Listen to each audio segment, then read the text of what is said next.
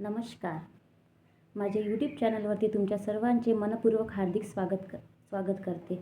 अवधूत चिंतन श्री गुरुदेव दत्त श्री स्वामी समर्थ श्री स्वामी समर्थ श्री स्वामी समर्थ. तर चला तर मग आपण आजच्या व्हिडिओला सुरुवात करूया. तर यावर्षी अधिक महिना हा 2026मध्ये अधिक महिना आलेला आहे. हा अधिक महिना हा दर 3 वर्षांनी येतो आणि हा अधिक महिना यावर्षी ज्येष्ठच्या महिन्यामध्ये आलेला आहे.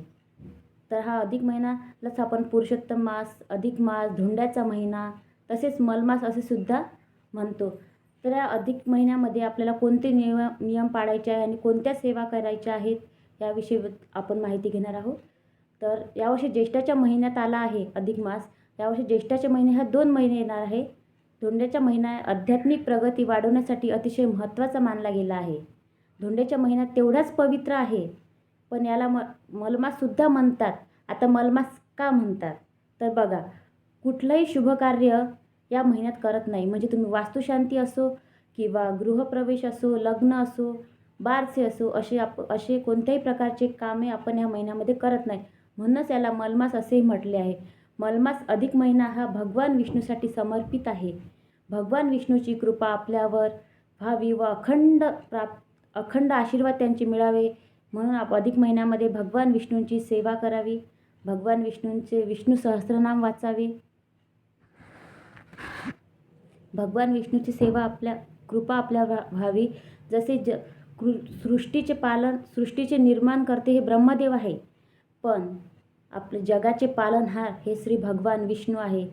तसेच मोक्ष देण्याचे म्हणजे अग्नी देण्याचे हे काम हे शंकराचे आहे.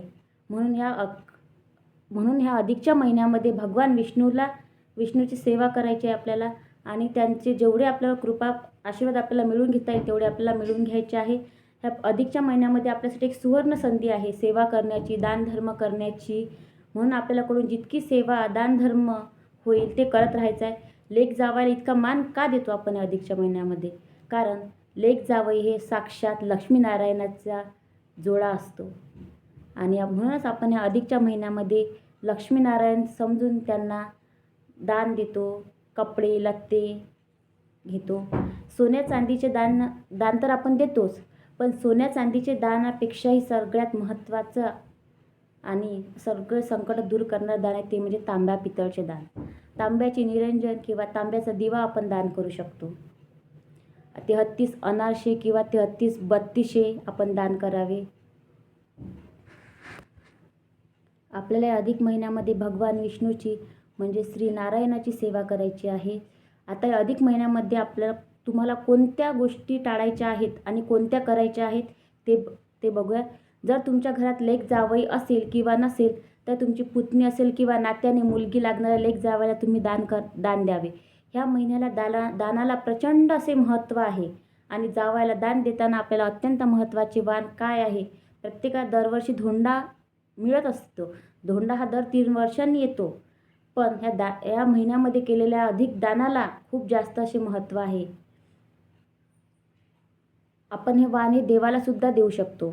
म्हणजे आपण आता अधिकच्या महिन्यामध्ये धार्मिक स्थळी जातो तर तिथे आपण 33 बत्ताशेचे किंवा 33 अनारशाचे दान देऊ शकतो किंवा 33 केळी आपल्या कुवतीनुसार आपण जे दान करायचे ते देऊ शकतो. आपण ब्राह्मणाला पण दान देऊ शकतो, कारण 33 अनारसे वाण म्हणून देऊ शकतो. या अधिकच्या महिन्यामध्ये आई मुलीच्या जोडव्यांमध्ये भर करते. अधिकच्या महिन्यामध्ये जोडव्याला खूप महत्त्व आहे. आईने मुलीचे जोडवे बदलवायला पाहिजे असे अधिक महिन्यामध्ये सांगितले आहे. तर अधिक म्हणजे आई मुलीचे जोडवे का बदलते तर मुलीच्या संसारामध्ये चांगली भरभराट व्हावी आणि मुलीचा संसार हा सुरळीतपणे चालावा म्हणून आई मुलींच्या जोडव्यांमध्ये भर करते. तर मुलीने सुद्धा या अधिकच्या महिन्यामध्ये आईची ओटी भरायची असते, कारण आपण इतर वेळी आईची ओटी भरू शकत नाही, पण अधिक महिन्यामध्ये आई, आजी, मावशी, काकू यांची ओटी आपण भरायला पाहिजे. आपण सासूची ओटी नाही भरत.